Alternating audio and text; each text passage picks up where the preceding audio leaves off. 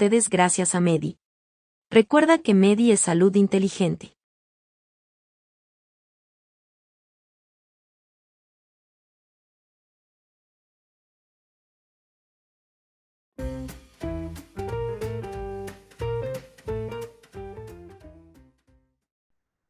Buenos días, nos encontramos el día de hoy en Hablemos sin Bata, en nuestro capítulo número 10, que es respecto a la hepatitis. Mi nombre es Josefina Jiménez, psicóloga de salud, y le doy la bienvenida a nuestra doctora Ana Paula Castellanos y a nuestra doctora Elizabeth López, que se encuentran con nosotros para compartir este tema de interés del público en general. Y se celebra precisamente el 28 de julio a nivel mundial. Es un tema bastante interesante. Espero que nos acompañen el día de hoy. Bienvenidas. ¿Cómo se encuentran?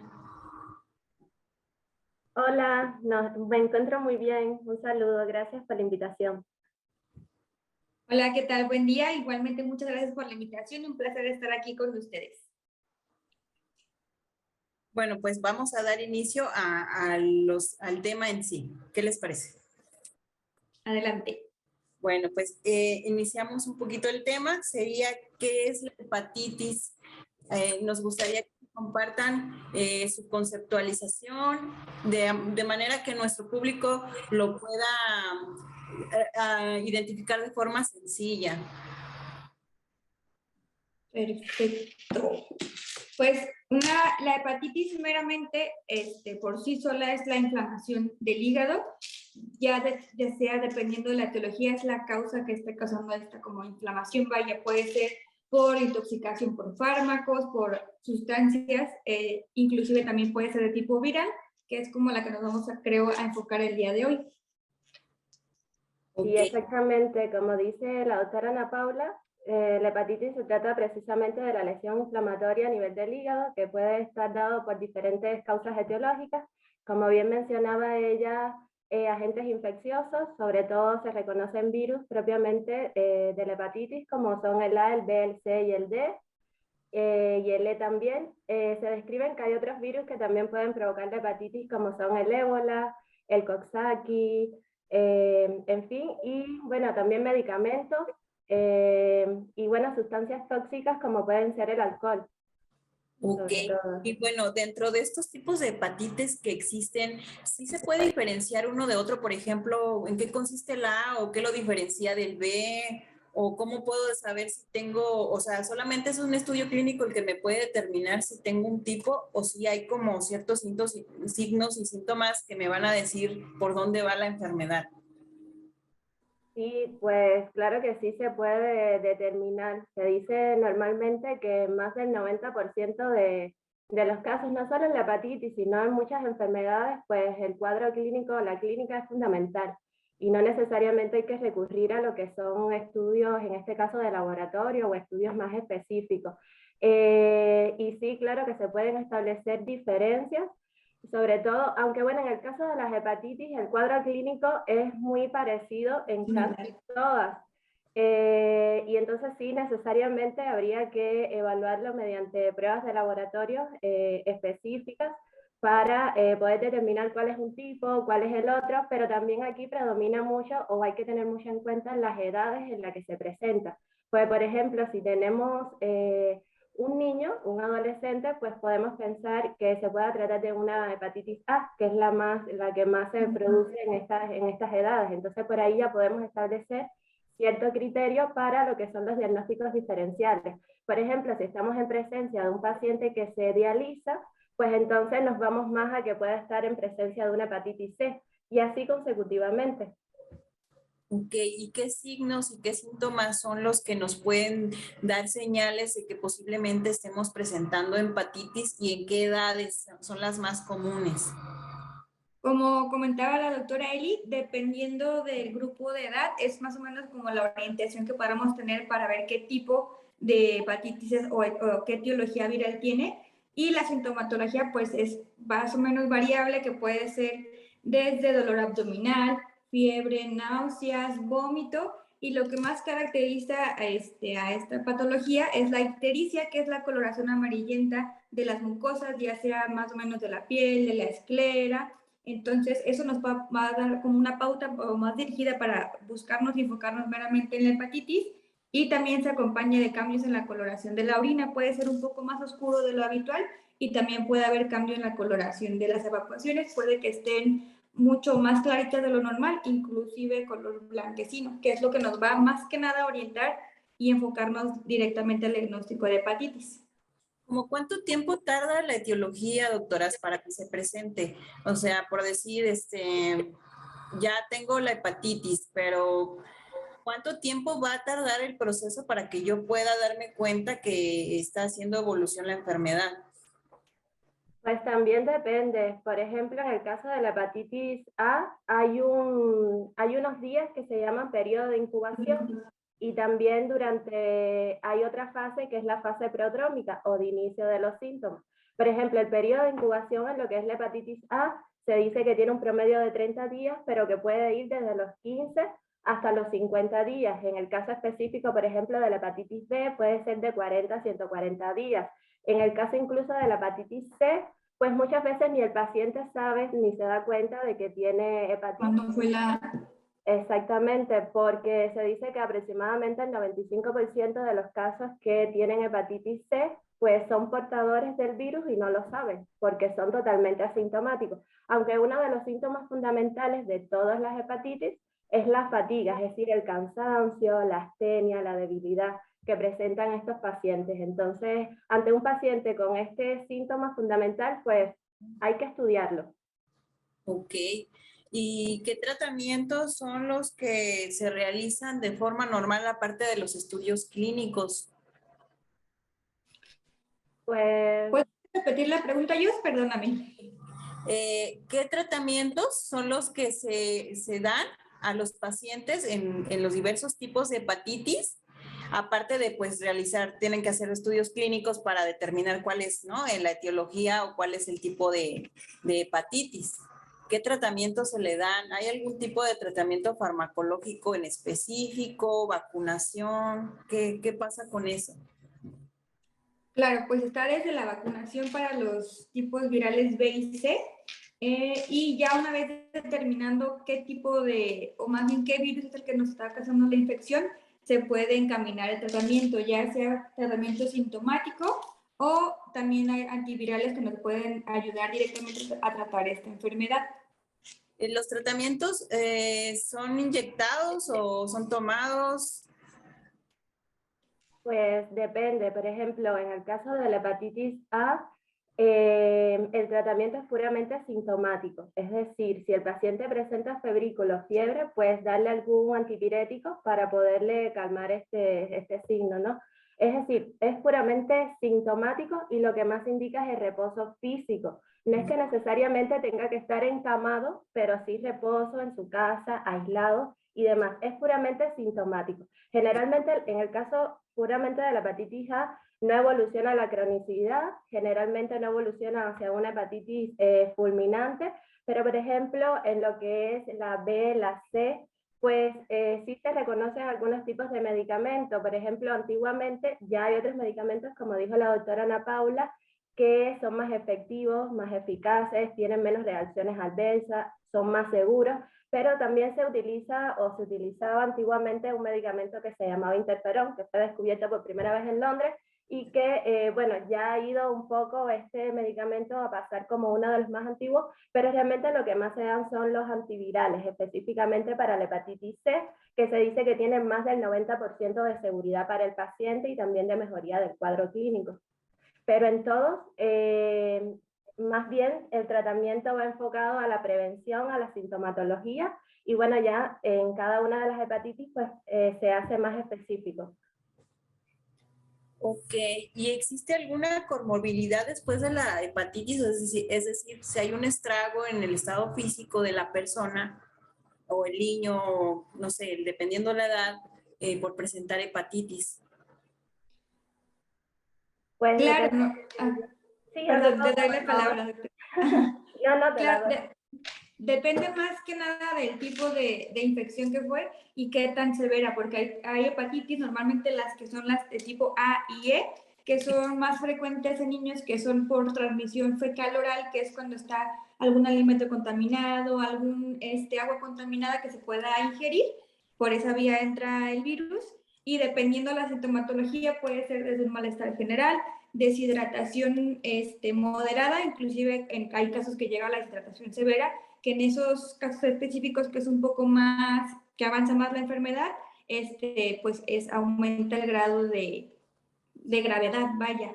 Y en los casos de tipo B y C, también depende de cuándo fue la infección, en qué momento de la infección lo atendemos, incluso pueden llegar a ser mortales, porque está también, como lo comentaba la doctora Eli, el caso de la hepatitis fulminante, que pueda avanzar pues, en un periodo muy, muy, muy rápido. Entonces, la verdad, ahí no hay mucho que se pueda hacer cuando empieza a avanzar a cierta velocidad la enfermedad. Entonces, pues es como muy ambiguo, porque depende del tipo de infección por hepatitis y depende de la gravedad que tengamos, si pueden quedar con tragos o secuelas de la infección. Ok.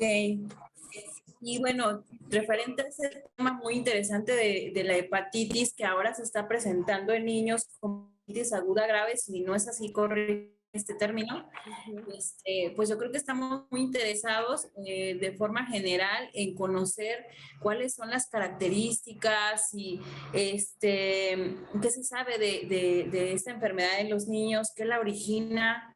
Quizás nos podrían orientar acerca de esto, que es un tema nuevo, yo sé, pero que podría ser de mucha ayuda para, sobre todo los padres, que estén pendientes, ¿no? Sobre acerca de lo que ha pasado con el COVID, sobre la vacunación. ¿Qué nos pueden comentar ustedes? Bueno, específicamente sobre la hepatitis aguda grave en niños de etiología desconocida, es como se ha venido denominando esta etiología. El pasado 15 de abril de este presente año, pues la Organización Mundial de la Salud emitió un reporte de alerta de algunos casos de este tipo de hepatitis con evolución fulminante que se había todo en un primer momento en el Reino Unido. Ya posteriormente, después del 17 de mayo, pues se conoce que este tipo de hepatitis ha aparecido en aproximadamente 21 naciones a nivel mundial, incluida México. En cuanto a esto que nos preguntaba, se dice que se han visto en niños que van desde un mes de nacido hasta los 16 años de edad aproximadamente, y hasta el 17 de mayo se habían reportado aproximadamente 429 casos, a los cuales fueron sometidos a varios estudios para poder determinar la etiología, que hasta el momento no ha sido 100% determinada y que entonces sigue en investigación. En México, por ejemplo, se han diagnosticado aproximadamente 21 casos confirmados y con una letalidad. En los primeros casos, que fueron aproximadamente 169, se llevaron a cabo una serie de estudios, dieron estudios específicos para los que son los virus A, B, C, y no se determinó que la causa precisamente fuese algún tipo de estos tipos de virus. Sin embargo, en aproximadamente 74 de los casos, con la presencia de la enfermedad, la presencia del adenovirus, que es un virus que normalmente está presente en todas las épocas del año, que puede normalmente presentarse con cuadros respiratorios, con cuadros gastrointestinales en las edades estas infantiles, y que sobre todo se pudo aislar en 18 casos, si mal no recuerdo, la presencia específicamente del adenovirus 41, pero no se aisló en todos los casos, es decir, que por eso se sigue diciendo que la etiología sigue siendo totalmente desconocida. Aunque también se ha visto la presencia en algunos de los casos, aparte del adenovirus, la presencia del Epstein-Barr, que es un virus que provoca normalmente la mononucleosis infecciosa, y en algunos casos también había antecedentes de la presencia del COVID-19, pero no en todos los casos, es decir, que por eso la etiología sigue siendo totalmente desconocida. Entonces podríamos decir que es un mito que tiene relación con la infección de COVID, bueno, con este virus, y sí podría decirse que no es precisamente el origen. Obviamente no se sabe a ciencia cierta, pero lo estaban relacionando mucho, ¿no? Ajá, exacto. Es que sí, en investigación inclusive se decía que podía haber estado relacionada con la vacunación, con las vacunas, pero para nada, porque algunos de estos niños, es decir, en las edades que empezaron estos niños, la mayoría no estaban ni tan siquiera vacunados. Es decir, que no guarda relación específicamente con la vacuna y hasta el momento con el SARS-CoV-2 tampoco, pero todo está bajo investigación. Y así como comenta la doctora Eli, han habido especulaciones porque pues obviamente todos queremos como saber, ¿no?, qué es lo que nos está causando esta hepatitis para poderla identificar y pues poderla tratar y evitar. Pero como ha habido variedad de casos y se han investigado todos a fondo, como lo que comentaba, que a varios se relacionaron con el adenovirus, con el Epstein-Barr, pero no ha habido relación directa con la infección por SARS-CoV-2 o que tenga relación con la vacunación. Entonces sigue pues incierto el origen de esta hepatitis que está atacando a la población infantil. Y en teoría, ¿cómo se transmite? ¿Sí ya tienen como determinado cómo se podría hacer la transmisión? Específicamente la hepatitis de origen desconocido todavía no se logra como un mecanismo de infección porque pues todavía no han logrado saber qué es lo que está causando originalmente la enfermedad, pero de manera habitual normalmente hay dos tipos, bueno, hay como dos caminos a la infección, en lo que son las tipos A y E, que son las que son un poco más leves, que son más sintomáticas. La transmisión es fecal oral o que hayamos consumido algún alimento que haya estado contaminado, algún agua contaminada. El método de transmisión es por vía oral, que ingerimos el alimento, el agua o lo que sea que esté contaminado con el virus. Y más que nada los tipos B y C, el tipo de transmisión ya sea, puede ser por el canal de parto, la madre al hijo, una madre que esté infectada y esté embarazada y vaya a tener pues un parto, puede ir por esa vía contaminar y contagiar al bebé, o estar en contacto con sangre infectada, con algún agua que esté contaminada, o inclusive también se habla también de una posibilidad de transmisión sexual, por lo que se recomienda siempre tener pues protección. Ok, ¿y cuáles serían los signos y síntomas de alarma en el caso de la hepatitis aguda grave, que es la que ahorita pues atañe mucho a toda la población a nivel mundial, en el caso a nuestra población mexicana? Pues la Organización Mundial para la Salud emitió una alerta e informa que ante la presencia de un menor de 16 años de edad que esté cursando con fatiga, con astenia, con disminución del apetito, con dolor abdominal, con ictericia, con diarrea, pues debe acudir precisamente a cualquier unidad para ser asesorado desde el punto de vista médico. Pues son los síntomas y signos generales que están apareciendo, que se han visto sobre todo en este tipo de hepatitis, con una evolución, por supuesto, hacia la gravedad, con cierto grado de letalidad, y se dice también que el 6% de estos casos han tenido que terminar con trasplantes hepáticos, es decir, que sí evolucionan de forma rápida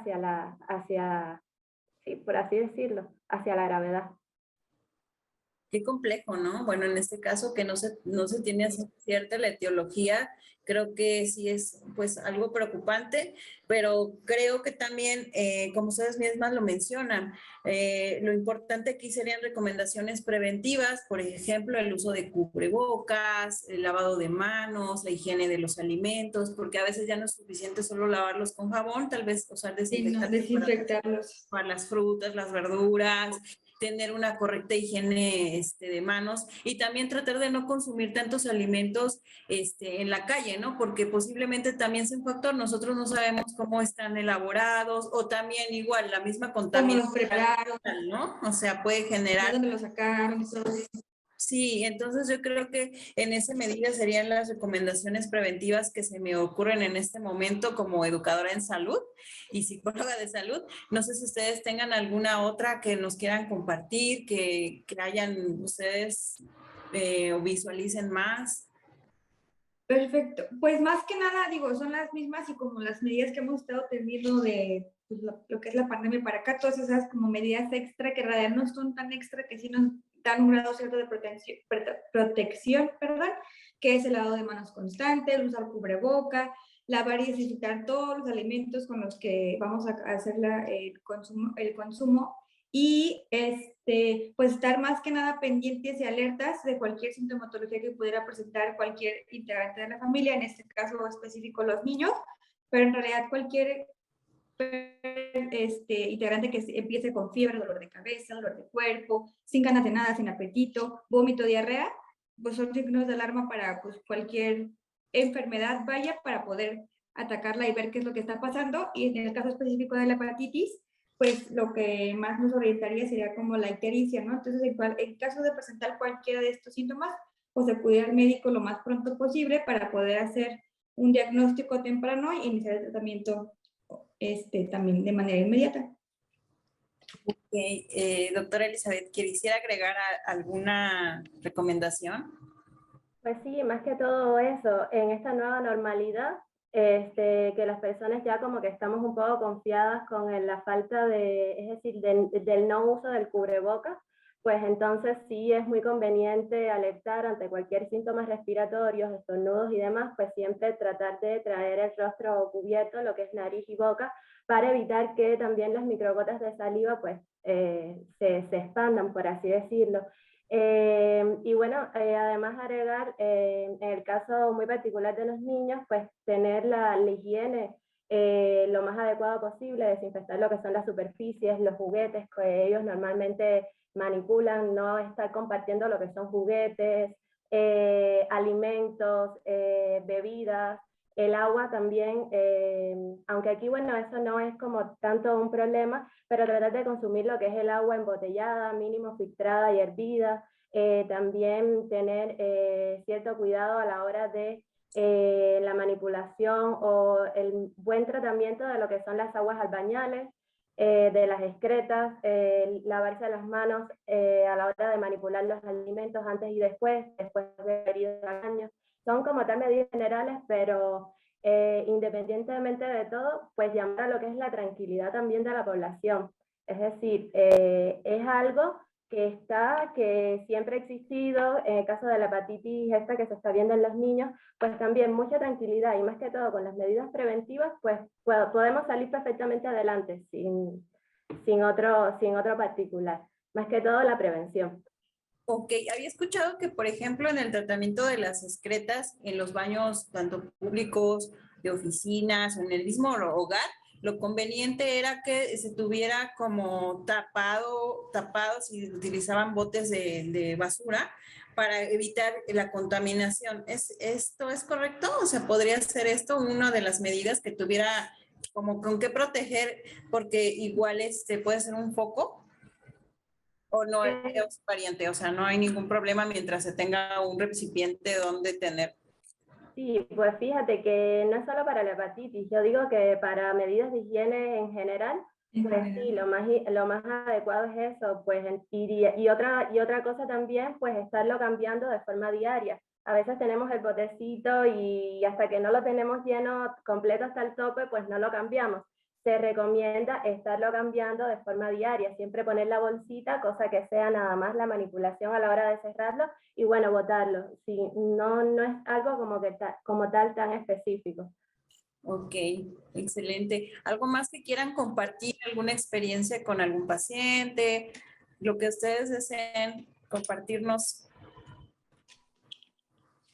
Pues creo que abarcando lo que es el tema, estamos muy bien, medidas generales, y nada más como hacer conciencia de la población para que no nos alarmemos tanto ni demasiado, pues hemos estado aprendiendo a sobrellevar las pandemias, digo, esperamos que no llegue esto a ser una pandemia como tal nuevamente, pero pues teniendo los cuidados de manera habitual, pues ya se crean hábitos nuevos, entonces sí nos cuidamos un poquitito más y estamos un poco más alertas de cualquier síntoma o alertita roja que nos pudiera como prender un poquito, que digamos, eso no es normal, vamos a checarlo, y pues tener la tranquilidad de que todo va a estar bien, y en caso de que veamos cualquier síntoma o signo de alarma, pues acudir al médico para tener como